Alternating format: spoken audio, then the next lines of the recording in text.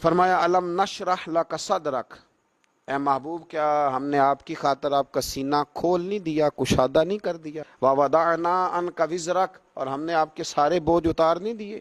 الذی انقض ظہرک، وہ جس نے آپ کو بوجھل کر دیا تھا، آپ کی پیٹھ مبارک کو، جو بہت زیادہ بوجھ تھے تبلیغ کے اور یہ اتنے کام، ان سب میں ہم نے آپ کی مدد نہیں کر دی۔ ورفعنا لک ذکرک، اور ہم نے آپ کی خاطر آپ کے ذکر کو بلند نہیں کر دیا۔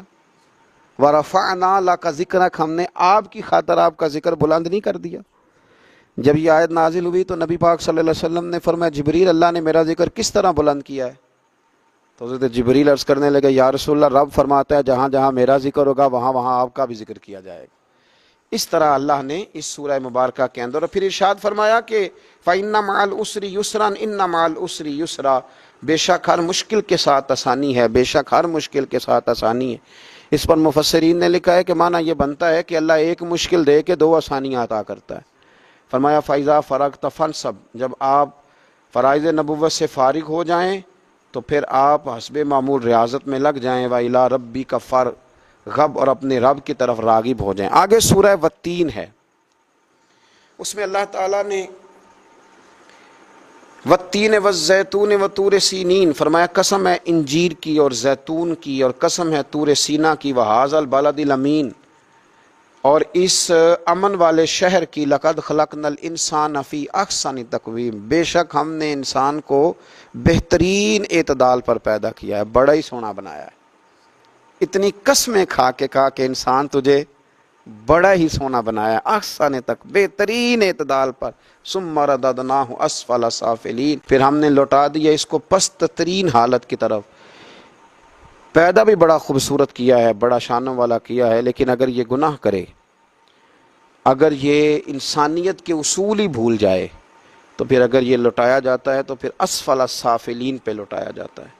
یوں سمجھ لیں کہ اگر اعلیٰ کام کرے تو پھر ان اکرمکم عند اللہ اتقاکم، پھر سب سے زیادہ عزت بھی اسی انسان کی ہے۔ اور اگر یہ کفر کرے، نفاق کرے، ظلم کرے، تو پھر ایک جگہ قرآن نے کہا اولئک کالانعام، یہ جانور ہے، بل ہم اضل، بلکہ جانور سے بھی بدتر ہے۔ بنایا تو بڑا پیارا تھا، لیکن پیارا بن کے بھی تو رہنا چاہیے تھا نا۔ اس نے خود اسفل سافلین کا رستہ کیوں اختیار کیا؟ الا الذین آمنوا وعملوا الصالحات، سوائے ان لوگوں کے جو ایمان لائے اور اچھے کام کیے، فرمایا ان کے لیے وہ اجر ہے جو کبھی ختم نہیں ہوگا۔ آگے بڑھتے ہیں، پھر آگے سورہ علق ہے، اقرأ بسم ربک الذی خلق، یہ وہ سورہ مبارک ہے جو سب سے پہلے غار حرا میں حضرت جبریل امین علیہ السلام لے کے آئے تھے۔ اس سورہ مبارکہ میں علم کا ذکر ہے اور کہا گیا ہے کہ پڑھیے اپنے رب کا نام لے کر۔ تو یہ سورہ مبارکہ ہمیں بتاتی ہے کہ علم سے انسان کا شغف ہونا چاہیے۔ وہ پہلی آیت قرآن مجید کی پہلی سورت جو آئی تو اس نے بات علم کی، تو سیکھیں، اور سیکھنے کے لیے علم حاصل کریں، باتیں کرنے کے لیے نہیں، اپنی بڑائی کے لیے نہیں، سیکھنے کے لیے۔ آگے سورہ قدر ہے، انا انزلناہ فی لیلۃ القدر، فرمایا بے شک ہم نے قرآن کو شب قدر میں نازل کیا، کسی تفسیر کی ضرورت نہیں۔ کیا بات ہے، ارشاد فرمایا وما ادراک ما لیلۃ القدر، اور آپ کیا جانیں کہ شب قدر کیا ہے؟ لیلۃ القدر خیر من الف شہر، فرمایا شب قدر بہتر ہے 1000 مہینوں سے، ایک رات ہے اور بہتر ہے 1000 مہینوں سے۔ تنزل الملائکۃ والروح، اترتے ہیں اس میں فرشتے اور روح القدس، فیہا اس میں، باذن ربہم اپنے رب کے حکم سے، من کل امر ہر کام کے لیے، رزق بانٹتے ہیں، خیر بانٹتے ہیں، کرم بانٹتے ہیں، ہر کام کے لیے اترتے ہیں۔ سلام ہی حتی مطلع الفجر، یہ سراسر سلامتی ہے یہاں تک کہ فجر طلوع ہو جائے۔ تو رمضان کی آخری 10 راتوں میں زیادہ تر بزرگوں نے لکھا ہے کہ یہ شب قدر ہوتی ہے، آخری جو طاق راتیں ہوتی ہیں آخری 10 دنوں میں، تو کوشش کریں کہ ان ایام کے اندر لیلۃ القدر کو تلاش کریں۔ اور قرآن مجید پر اگر ہم غور کریں تو رسول کریم صلی اللہ تعالی علیہ وسلم نے اس سورہ مبارکہ پر اتنا غور کیا کہ نبی پاک علیہ السلام نے تو اعتکاف کا مقصد ہی شب قدر کی تلاش قرار دیا کہ شب قدر کو تلاش کرو، وہ رات اگر تمہیں مل گئی تو وہ 1000 مہینوں سے افضل ہے، اسے ڈھونڈو، جو اسے پا گیا وہ بڑی مراد کو پہنچ گیا۔ پھر اس سے آگے سورہ بینہ ہے، اس صورت میں بھی مختلف مضامین کے ساتھ ایک بات آخر میں جو بیان کی گئی وہ بڑی قابل توجہ ہے۔ ارشاد فرمایا کہ ان الذین کفروا، وہ لوگ جنہوں نے کفر کیا، من اہل الکتاب والمشرکین، اہل کتاب سے اور مشرکین میں سے، فی نار جہنم خالدین فیہا، وہ آتش جہنم میں ہمیشہ رہیں گے، اولئک ہم شر البریہ، فرمایا یہ ساری مخلوق سے بدتر ہیں، کفر کرنے والے ساری مخلوق سے بدتر ہیں۔ ان الذین آمنوا وعملوا الصالحات اولئک ہم خیر البریہ، بے شک جو لوگ ایمان لائے اور نیک اعمال کرتے رہے وہ ساری مخلوق سے بہتر ہیں۔ اور پیچھے جو سورۃ 3 میں ذکر آ رہا تھا، اس آیت نے اس کی مزید تفسیر کر دی، فرمایا جو مشرک ہو جائے، انسانیت کے اصول بھول جائے، جو کفر کرے، ظلم کرے، وہ ساری مخلوق سے بدتر، اور جو نیک کام کرے، اللہ اور اس کے محبوب کی اطاعت کرے، وہ ساری مخلوق سے بہتر ہے۔ جزاؤہم عند ربہم جنات، ان کی جزا ان کے رب کے پاس باغات ہیں، عدن تجری من تحتها الانہار، جو ہمیشہ رہنے والے ہیں، جن کے نیچے نہریں بہہ رہی ہیں، خالدین فیہا ابدا، وہ اس میں ہمیشہ رہیں گے۔ رضی اللہ عنہم ورضوا عنہ، اللہ تعالیٰ ان سے راضی ہوا اور وہ اللہ سے راضی ہوئے۔ ذالک لمن خشی ربہ، اس لیے کہ وہ اپنے رب سے ڈرتے ہیں۔ اس سے آگے سورۃ الزلزال ہے، اس کے اندر اللہ تبارک و تعالیٰ نے وقوع قیامت کا ذکر فرمایا ہے کہ جب زمین تھر تھرا جائے گی اور اپنے بوجھ باہر پھینک دے گی۔ اذا زلزلت الارض زلزالها واخرجت الارض اثقالها، جب زمین شدت کے ساتھ کانپے گی اور اپنے بوجھ باہر پھینکے گی۔ وقال الانسان ما لها، تو انسان کہے گا ہائے میرے ساتھ کیا ہوا، یہ کیا بنا۔ اس کا تو خیال تھا نا کہ ابھی بڑا دور ہے یہ رستہ، لیکن یہ کیا بنا، یہ سوچے گا۔ یومئذ تحدث اخبارها، اس روز وہ بیان کر دے گی اپنے سارے حالات۔ بِأَنَّ رَبَّكَ أَوْحَىٰ لَهَا، بے شک آپ کے رب نے اسے یہی حکم بھیجا ہے۔ تو ارشاد فرمایا یومئذ یصدر الناس اشتاتا لیروا اعمالهم، اس روز پلٹ کے آئیں گے لوگ گروہ در گروہ تاکہ انہیں دکھائے جائیں ان کے اعمال۔ لوگ آئیں گے اور انہیں بتایا جائے گا یہ تمہارا نامہ اعمال پڑا ہے۔ فَمَن يَعْمَلْ مِثْقَالَ ذَرَّةٍ خَيْرًا يَرَهُ، جس نے ذرہ برابر نیکی کی ہوگی اسے بھی دیکھ لے گا، چھوٹی سی چھوٹی نیکی کا اجر ملے گا۔ وَمَن يَعْمَلْ مِثْقَالَ ذَرَّةٍ شَرًّا يَرَهُ، اور جس نے ذرہ برابر شر کیا ہوگا اسے بھی دیکھ لے گا۔ اس سے آگے سورۃ العادیات ہے، اس میں بھی اللہ تبارک و تعالیٰ نے کئی قسمیں اٹھا کے فرمایا ان الانسان لربہ لکنود، بے شک انسان اپنے رب کا بڑا ہی ناشکرا ہے، یہ بڑا ہی ناشکرا ہے۔ اور آخر میں ارشاد فرمایا کہ یہ بھی یاد رکھنا کہ افلا یعلم اذا بصر ما فی القبور، کیا وہ اس وقت کو نہیں جانتا جب نکال لیا جائے گا جو کچھ قبروں میں ہے، وحصل ما فی الصدور، اور ظاہر کر دیا جائے گا جو کچھ سینوں میں ہے۔ اس وقت کو تو یاد رکھ، قبروں سے بھی سارا کچھ باہر آ جائے گا، اور جو تم نے سینوں میں چھپایا ہوا تھا وہ بھی سارا کچھ باہر آ جائے گا۔ آگے پھر سورۃ القاریہ ہے، اس کے اندر بھی اللہ تبارک و تعالیٰ نے قیامت کا ہی تذکرہ ارشاد فرمایا فَأَمَّا مَنْ ثَقُلَتْ مَوَازِينُهُ، پھر جس کی نیکیوں کے پلڑے بھاری ہوں گے، فَهُوَ فِي عِيشَةٍ رَاضِيَةٍ، تو وہ دل پسند مسرت میں ہوں گے، عیش میں ہوں گے۔ وَأَمَّا مَنْ خَفَّتْ مَوَازِينُهُ، تو جن کے نیکیوں کے پلڑے ہلکے ہوں گے، فَأُمُّهُ ہاویہ، ان کا ٹھکانہ ہاویہ ہے۔ وَمَا أَدْرَاكَ مَا هِيَ، تمہیں کیا پتا وہ ہاویہ کیا ہے، نار حامیہ، وہ دہکتی ہوئی آگ ہے۔ پھر آگے سورہ تکاثر ہے، اس میں اللہ تعالیٰ نے انسان کی غفلت کا ذکر فرمایا ہے، فرمایا یہ اتنا غافل ہو جاتا ہے، الہاکم التکاثر حتی زرتم المقابر، کہ قبروں کا منہ دیکھ لیتا ہے، یعنی مرتے دم تک کمائی کرتا رہتا ہے، آخری وقت آ جاتا ہے لیکن یہ بات کو سمجھتا ہے نہیں۔ اور آخر میں فرمایا اسی صورت میں کہ ثم لتسألن یومئذ عن النعیم، پھر ضرور پوچھا جائے گا اس دن جملہ نعمتوں کے بارے میں۔ قیامت میں اللہ ایک ایک نعمت کے بارے میں تم سے سوال کرے گا، تمہیں پوچھنا ہے۔ اس لیے انسان کو ہمیشہ ہر وقت نئی سے نئی چیز طلب کرنے کی دوڑ میں ہی لگے نہیں رہنا چاہیے، پچھلی نعمتوں کا شکر بھی ادا کرنا چاہیے۔ آگے سورہ عصر ہے، اور اس مختصر ترین صورت میں اللہ تبارک و تعالیٰ نے بہت بڑا مضمون سمیٹ دیا۔ فرمایا والعصر، محبوب آپ کے زمانے کی قسم، ان الانسان لفی خسر، بے شک انسان نقصان میں ہے، الا الذین آمنوا، سوائے ان لوگوں کے جو ایمان لائے، وعملوا الصالحات، اور نیک اعمال کیے، وتواصوا بالحق وتواصوا بالصبر، پھر ایک دوسرے کو حق کی تلقین بھی کرتے رہے اور اس رستے میں آنے والی مشکلات پر صبر کی تلقین بھی کرتے رہے۔ صحابہ جب ایک دوسرے سے ملتے تھے تو سورہ عصر کی تلاوت کرتے تھے۔ اس میں دین کا پورا اسلوب بیان کیا گیا، ایک تو ایمان لاؤ، دوسرا نیک اعمال کرو، تیسرا پھر حق بات کی تبلیغ کرو یعنی دین کی اشاعت میں حصہ لو، اور چوتھا جب تم یہ کام کرو گے تو پھر مشکل بھی آئے گی تو اس مشکل پر صبر کرو۔ تو یہ سورت جامع ہے اور مختصر ترین الفاظ کے اندر بہت بڑا پیغام ہمیں دیتی ہے۔ آگے پھر سورۃ الہمزہ ہے، اس کے اندر بھی اللہ تبارک و تعالیٰ نے مال گن گن کے رکھنے والے اور جمع کرنے والے لوگوں کی برائی بیان کی ہے اور ان سے کہا ہے کہ بچو بھڑکتی ہوئی آگ تھے التی تطلی علی الافئدہ، جو دلوں تک پہنچ جائے گی، جو قیامت میں تمہاری روحوں کو جس سے تکلیف پہنچے گی اس سے۔ آگے سورۃ الفیل ہے۔ سورہ فیل کے اندر نبی پاک علیہ السلام کی ولادت سے پہلے ایک شخص تھا ابرہہ، جو اپنا لشکر لے کے آیا تھا معاذ اللہ کعبے کو گرانے کے لیے،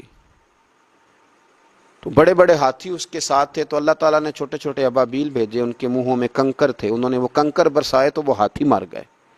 اس صورت میں اس کا ذکر ہے الم تر کیف فعل ربک باصحاب الفیل، کیا آپ نے ملاحظہ نہیں کیا کہ آپ کے رب نے ہاتھی والوں کے ساتھ کیا سلوک کیا؟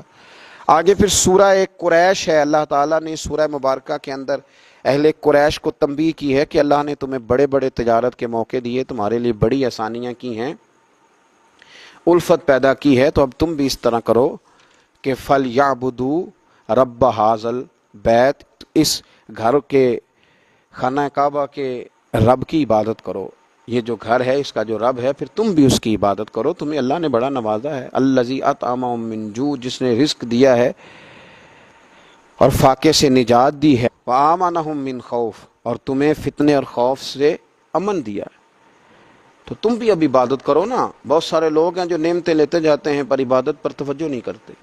میرے نبی پاک صلی اللہ علیہ وسلم نے فرمایا تم اللہ کے تھوڑے رزق پہ راضی ہو جاؤ، وہ بھی تمہاری تھوڑی عبادت پہ راضی ہو جائے، تو فرمایا کہ فَلْيَعْبُدُوا رَبَّ هَٰذَا الْبَيْتِ الَّذِي أَطْعَمَهُم مِّن جُوعٍ وَآمَنَهُم مِّن خَوْفٍ، تم بھی پھر کعبے کے رب کی عبادت پر توجہ دو۔ پھر آگے سورۃ الماعون ہے، اس میں اللہ تعالیٰ نے ہمیں اخلاقیات کا درس دیا ہے۔ فرمایا أَرَأَيْتَ الَّذِي يُكَذِّبُ بِالدِّينِ، کیا آپ نے دیکھا جو جھٹلاتا ہے روز جزا کو، فَذَلِكَ الَّذِي يَدُعُّ الْيَتِيمَ، پس یہی وہ بدبخت ہے جو دھکے دے کر نکالتا ہے یتیم کو، وَلَا يَحُضُّ عَلَىٰ طَعَامِ الْمِسْكِينِ، اور ترغیب دوسروں کو نہیں دیتا غریب کو کھانا کھلانے کی، فَوَيْلٌ لِّلْمُصَلِّينَ، اور فرمایا ان نمازیوں کے لیے بربادی ہے، الَّذِي هُمْ عَنْ صَلَاتِهِمْ سَاهُونَ، جو اپنی نمازوں کی ادائیگی سے ہی غافل ہیں، جو بھول گئے اپنی نمازوں کو، الَّذِينَ هُمْ يُرَاءُونَ، جو ریاکاری کرتے ہیں، وَيَمْنَعُونَ الْمَاعُونَ، اور برتنے کی چیز بھی کسی کو نہیں دیتے، کسی کو برتن تک دینے کو تیار نہیں ہے، برتنے کی ذرا سی چیز بھی دینے کو تیار نہیں۔ پھر آگے سورہ کوثر ہے، پھر میرے رسول پاک کی شانوں کا ذکر فرمایا، پھر حضور کی عظمتوں کا بیان۔ نبی پاک علیہ السلام کے جب صاحبزادے کا وصال ہو گیا تو کچھ لوگوں نے کہا کہ کوئی نہیں، معاذ اللہ یہ تھوڑی دیر کی بات ہے، ان کا تو بیٹا ہی کوئی نہیں، تو نام آگے کیسے چلے گا، یہ تو معاذ اللہ ابتر ہیں، نسل ختم ہو گئی۔ تو اللہ کریم نے فرمایا محبوب انا اعطیناک الکوثر، بے شک ہم نے آپ کو خیر کثیر عطا فرمائی۔ خیر کثیر کے بڑے معنی ہیں، محبوب ہم نے بڑی شانیں دی، بڑی عظمتیں دی، بڑا نوازا، فصلی لربک وانحر، بس آپ اپنے رب کے لیے نماز پڑھیں اور قربانی کریں، انا شانئک ھو الابتر، بے شک آپ کا دشمن ہی جڑ کٹا ہے، آپ کا دشمن ہی بے نام و نشان ہوگا۔ آپ کا دشمن کہاں گئی؟ ابو جہل کی اولاد۔ کون کہتا ہے کہ میں عتبہ اتیبہ شیبہ کی اولاد ہوں؟ کون کہتا ہے کہ میں یزید کا بیٹا ہوں؟ دشمن ہی جڑ کٹا ہے۔ آگے سورۃ الکافرون ہے۔ کافروں نے معاذ اللہ کچھ اس طرح کی باتیں بھی شروع کر دی تھیں کہ کچھ دن آپ ہمارے رب کی عبادت کریں، ہمارے بتوں کی معاذ اللہ، تو کچھ دن ہم آپ کے رب کی عبادت کریں گے۔ تو فرمایا نہیں، نہ تم اس کی عبادت کرو جس کی میں کرتا ہوں، اور نہ میں اس کی کر سکتا ہوں جس کی تم کرتے ہو۔ فرمایا تم کرو گے نہیں جو تمہیں میں دعوت دے رہا ہوں، اور میں کر نہیں سکتا اس لیے کہ وہ باطل معبود ہیں۔ تو آخر میں فرمایا لکم دینکم ولی دین، تمہارے لیے تمہارا دین ہے اور میرے لیے میرا دین ہے، تم اس دعوت پہ تو آ جاؤ، لیکن وہ کام نہیں ہو سکتا۔ تو یہ سورہ کافرون۔ آگے سورہ نصر ہے۔ اس سورہ مبارکہ کے بارے میں اکثر مفسرین نے کہا کہ فتح مکہ کے موقع پہ آئی، کہا اذا جاء نصر اللہ والفتح، جب اللہ کی مدد اور فتح آ پہنچی، ورأیت الناس یدخلون فی دین اللہ افواجا، تو آپ دیکھ لیں گے لوگوں کو کہ وہ دین میں فوج در فوج داخل ہو، اور جب اللہ اتنی فتح دے تو پھر اللہ نے کیا سکھایا؟ فرمایا فسبح بحمد ربک واستغفر، بس اب اپنے رب کی حمد کرتے ہوئے اس کی پاکی بیان کریں اور اس سے بخشش کا سوال کریں، انہ کان توابا، بے شک وہ بڑا ہی توبہ قبول کرنے والا ہے۔ آگے سورۃ لہب ہے۔ اس سورت کے اندر جب ابو لہب نے نبی پاک صلی اللہ تعالی علیہ وسلم کی بے ادبی کی اور معاذ اللہ یہ کہا کہ آپ کے ہاتھ ٹوٹ جائیں، تو اللہ تعالیٰ نے اس کی اور اس کی بیوی کی مذمت کو بیان کیا، کہا تبت یدا ابی لہب و تب، ٹوٹ جائیں ابو لہب کے دونوں ہاتھ اور وہ تباہ و برباد ہو گیا۔ اس سورہ لہب کے اندر اس کا ذکر ہے۔ پھر اللہ کریم نے فضل کیا تو سورہ اخلاص آ گئی۔ کیا بات ہے! کافر پوچھنے لگے تمہارا رب کس طرح کا ہے؟ معاذ اللہ کیا کیفیت ہے، کس چیز کا بنا ہے، کیا خوبصورت ہے، اور اللہ کی کیا شانوں کا ذکر ہے۔ فرمایا قل هو اللہ احد، اے محبوب آپ فرما دیجئے کہ اللہ ایک ہے، اللہ الصمد، اللہ بے نیاز ہے، لم یلد ولم یولد، نہ اس نے کسی کو جنا اور نہ وہ جنا گیا۔ فرمایا ولم یکن لہ کفوا احد، اور اس کا کوئی ہمسر نہیں۔ میں ترجمہ کروں تو یوں کروں گا کہ اس جیسا ہے ہی کوئی نہیں، اس جیسا اس کا کوئی ہمسر نہیں، کوئی ہم پایا نہیں۔ ایک صحابی کے مقتدیوں نے، وہ امام بھی تھے، تو ان کے مقتدیوں نے شکایت کی کہ ہر رکعت میں سورۃ اخلاص کی تلاوت کرتے ہیں۔ تو نبی پاک صلی اللہ علیہ وسلم نے ان سے پوچھا کہ کیوں تم ہر رکعت میں یہی پڑھتے ہو؟ کہنے لگے یا رسول اللہ مجھے اس سے محبت ہی بڑی ہے۔ فرمایا سورۃ اخلاص سے پیار کرتے ہو؟ حضور بڑا؟ فرمایا پھر یہ تمہیں جنت میں لے جائے گی ساتھ۔ اور فرمایا جو اس سورہ مبارکہ کو 3 دفعہ پڑھے گا اللہ پورا قرآن پاک پڑھنے کا ثواب عطا فرمائے۔ قل هو اللہ احد، اے محبوب کہہ دو کہ اللہ ایک ہے، اللہ الصمد، اللہ بے نیاز ہے، لم یلد ولم یولد، نہ اس نے کسی کو جنا اور نہ وہ جنا گیا، ولم یکن لہ کفوا احد، اور اس کا کوئی ہمسر نہیں۔ آگے سورہ فلق اور ناس ہیں۔ اکثر مفسرین نے لکھا یہ دونوں صورتیں اکٹھی نازل ہوئیں۔ ہر جادو سے، ہر شر سے، ہر چیز سے بچنے کے لیے ان دونوں صورتوں کا ہمیشہ وظیفہ کرنا چاہیے۔ سیدہ عائشہ صدیقہ رضی اللہ تعالیٰ عنہ فرماتی ہیں نبی پاک صلی اللہ علیہ وسلم سورۃ اخلاص، سورہ فلق اور سورہ ناس یہ رات کو پڑھ کے اپنے ہاتھوں پہ پھونک لیتے تھے، اور پھر جہاں جہاں تک دست مبارک پہنچتے تھے وہاں وہاں تک حضور پھیرتے تھے جسم میں۔ حضور کے تو دست مبارک ہر جگہ پہنچتے تھے، لیکن ہمارے لیے بتایا کہ جہاں جہاں پہنچ سکتے ہیں وہاں وہاں حضور پھیرتے تھے۔ اور بچوں پر بھی پڑھ کے دم کرنے کے لیے روایات موجود ہیں، سورہ فلق اور سورہ ناس۔ تو بڑی خوبصورت صورتیں ہیں، ان کو یاد کرنا چاہیے، ہر وقت ان کی تلاوت کرتے رہنا چاہیے۔ اللہ تعالیٰ سمجھنے کی توفیق عطا فرمائے۔ اللہ کریم نے سورہ فلق کے اندر ارشاد فرمایا قل اعوذ برب الفلق، آپ عرض کیجئے کہ میں پناہ لیتا ہوں صبح کے پروردگار کی، من شر ما خلق، ہر اس چیز کے شر سے جسے اس نے پیدا کیا ہے۔ اللہ کی پیدا کی ہوئی چیزوں کے شر سے میں اللہ کی پناہ لیتا ہوں۔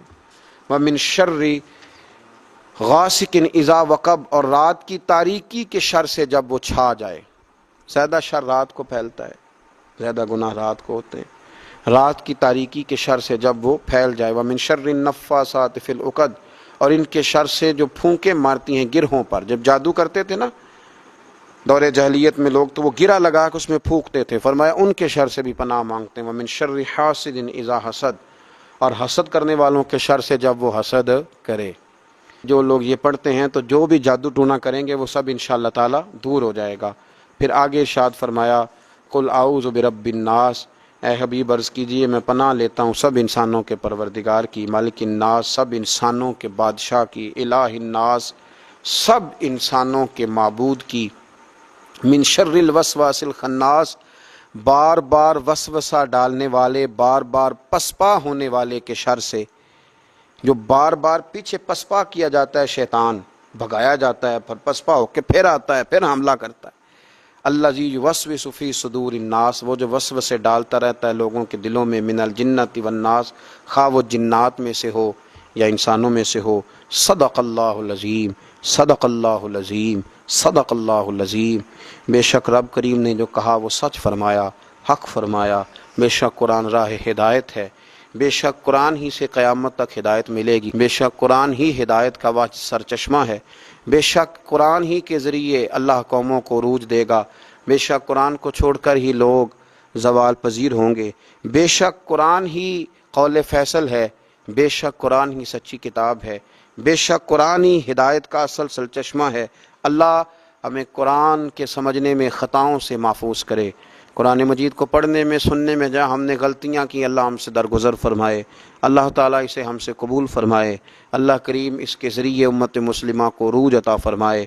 اللہ ہمیں ہماری آنے والی نسلوں کو قیامت تک پوری دنیا کے مسلمانوں کو قرآن سے وابستہ رکھے۔